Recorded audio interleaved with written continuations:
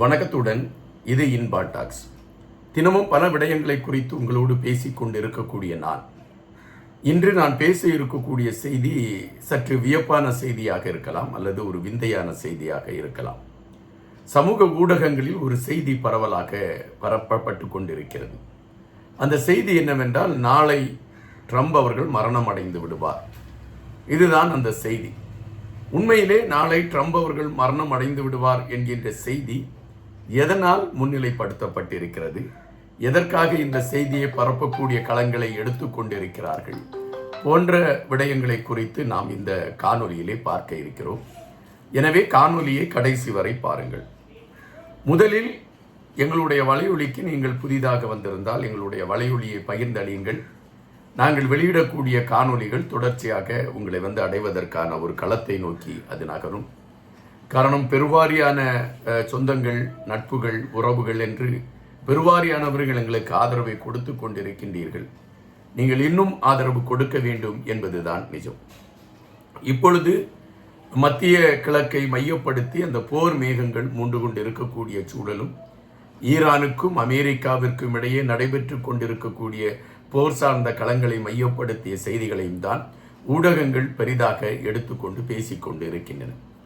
இந்த சூழலில் சமூக வலைதளங்களில் ஒரு விடயம் மிகவும் பரபரப்பாக பேசப்படுகிறது. இது ஒரு விவாதத்தை மைய நோக்கிய களத்தை நோக்கி நகர்ந்து கொண்டிருக்கிறது என்பதை நாம் இங்கு பார்க்க வேண்டியதிருக்கிறது.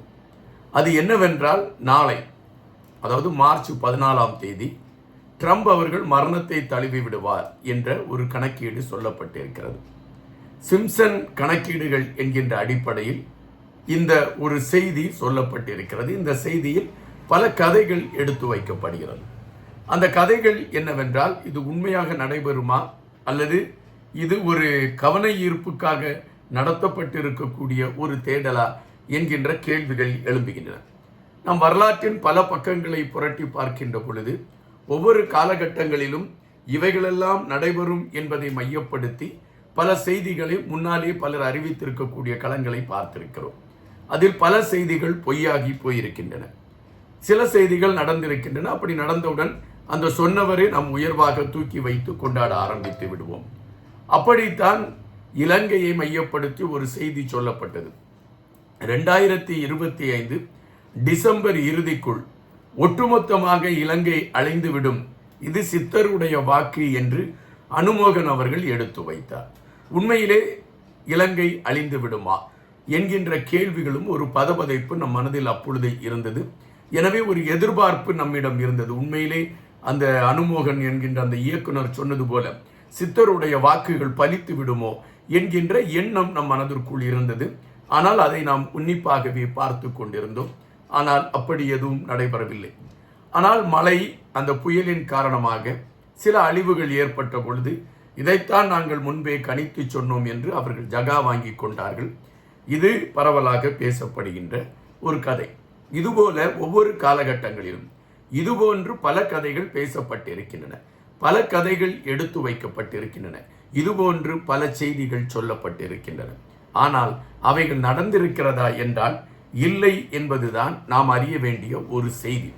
ஆனால் இப்பொழுது ட்ரம்ப் அவர்களை மையப்படுத்தி வந்திருக்கக்கூடிய செய்தி, அதாவது ஒரு அறைக்குள், அவருடைய அறைக்குள் நிறைய அவருடைய கோப்புகளை அவர் பார்த்து கொண்டு இருக்கக்கூடிய சூழலில் திடீரென்று யாரிடமிருந்தோ அவருக்கு அலைபேசி வருவதாகவும், அந்த அலைபேசி அவர் பேசிக்கொண்டு இருக்கக்கூடிய நேரத்தில் அவர் மயங்கி விழுந்து மரணத்தை தழுவி விடுவார் என்கின்றதும், அவருடைய மரணத்தை மையப்படுத்தி அன்றைய பத்திரிகைகளில் வரக்கூடிய செய்திகள், ட்ரம்ப் அவர்களுடைய மரணம் அதிசயமாக இருக்கிறது, திடீரென்று அறைக்குள் சென்றார், அறையிலே அவர் மயங்கி கிடந்தார், அவர் மரணத்தை தழுவிவிட்டார் என்கின்ற செய்திகள் ஊடகங்களுக்கு செல்லும் என்றும், அந்த ட்ரம்ப் அவர்கள் இருந்த அறையில் ஒரு கருப்பு உருவம் அங்குமிங்கும் நடமாடிக்கொண்டு இருந்தது என்கின்ற செய்திகளை மையப்படுத்திய தகவல்கள் எடுத்து வைக்கப்படும் என்பதை முன்னிலைப்படுத்தி இந்த செய்திகள் சொல்லப்பட்டிருக்கிறது.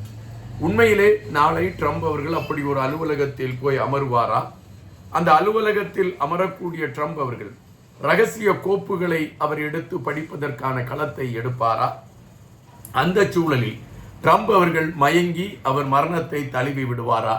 இவைகள் உண்மையாக நடைபெறுமா அல்லது இவைகள் இட்டுக்கட்டப்பட்டிருக்கக்கூடிய ஒரு கதையா? இதை யார் கணித்திருக்கின்றார் என்றால் சாம்சன் கணக்கீடுகள் என்று இதை குறிப்பிடுகின்றார்கள். அதாவது முன்னறிவிக்கக்கூடிய ஒரு களம் என்று குறிப்பிடுகிறார்கள். ஆனால் இப்பொழுது இதனை மையப்படுத்தி தான் சமூக ஊடகங்களில் ஒரு பிரதான பேச்சே ஓடிக்கொண்டிருக்கின்றது. இதை சார்ந்த கருத்துகள் பரவலாக பேசப்பட்டு கொண்டிருக்கின்றன. ஆனால் அமெரிக்கா வெள்ளை மாளிகையோ அமெரிக்காவில் இயங்கிக் கொண்டிருக்கக்கூடிய அந்த சட்டம் சார்ந்தவர்கள் அல்லது அந்த ஆட்சி முறைகளை சார்ந்தவர்கள் யாரும் இதை ஒரு பொருட்டாக எடுத்துக்கொண்டார்களா என்கின்ற கேள்விக்குள் நாம் செல்கின்ற பொழுது யாரும் இதை ஒரு பெரிய பொருட்டாக எடுத்துக்கொண்டது போல இல்லை. ஆனால் களம் வேறொரு கோணத்தில் செல்லக்கூடிய ஒரு சூழலினால் தற்பொழுது இது சமூக வலைதளங்களில் இது பரபரப்பாக பேசப்பட்டு இருக்கக்கூடிய களங்களினால் இதனை மையப்படுத்திய செய்தியை நாம் இங்கு எடுத்து வைத்து பேசிக்கொண்டிருக்கின்றோம். யாருடைய மரணத்தையும் எதிர்பார்த்து காத்திருக்கக்கூடிய ஒரு மனநிலை கொண்டவன் தமிழன் அல்ல. ஆனால் இதுபோன்ற செய்திகள் வருகின்ற பொழுது அந்த செய்திகளை வெளியே எடுத்து வைப்பது தவறில்லை என்கின்ற கண்ணோட்டத்தில் தான் அந்த செய்திகளை நாம் இங்கு எடுத்து வைத்திருக்கிறோம். இவை நடைபெறும் என்பது கணிப்பல்ல, அல்லது இவை நடைபெறுவதற்கான வாய்ப்பு இருக்கிறது என்பது களம் அல்ல. ஒருவர் சொல்லி இருக்கக்கூடிய அந்த செய்திகளின் அடிப்படை அல்லது அவர்கள் கணித்திருக்கக்கூடிய அந்த கருத்துகளின் அடிப்படையை உள்வாங்கிக் கொண்டு அதனை மையப்படுத்திய செய்திகளை நாம் இங்கு எடுத்து வைத்திருக்கிறோம். இந்த செய்திகள் நடைபெறும் என்பது உறுதியல்ல, இது நடைபெறக்கூடாது என்பதுதான் நம்மளுடைய மனதின் வேண்டலும் நம்மளுடைய மனதின் எண்ணமாக இருக்கிறது. ஆனால் இதுபோன்று இன்னும் பல செய்திகளை பலர் எடுத்து வைத்து கொண்டுதான் இருப்பார்கள். ஆனால் அவற்றுக்கெல்லாம் நாம் முன்னுரிமை கொடுப்பதோ அதை ஒரு முதன்மையாக்கி கொண்டு நாம் பேசுவதோ நேர விடயம் என்பது நாம் அறிந்த ஒன்று. ஆனால் ஒரு வல்லரசு நாட்டின் தலைவராக உலகமே வியந்து பார்க்கக்கூடிய ஒரு மனிதனாக இருக்கக்கூடிய ட்ரம்ப் அவர்களை மையப்படுத்தி இந்த செய்திகள் வருகிறது என்பது நமக்கு தெரியக்கூடிய அந்த சூழலில் அது சார்ந்த செய்திகளை உங்களிடம் பகிர்ந்து கொள்ள வேண்டும் என்கின்ற நிலைப்பாட்டில் மட்டும்தான் இது சார்ந்த செய்திகளை நான் இங்கு எடுத்து வைத்திருக்கிறேன். எனவே இதை நீங்கள் ஒரு முன்னறிவிப்பான செய்தி என்று எடுத்துக்கொள்ளாதீர்கள்.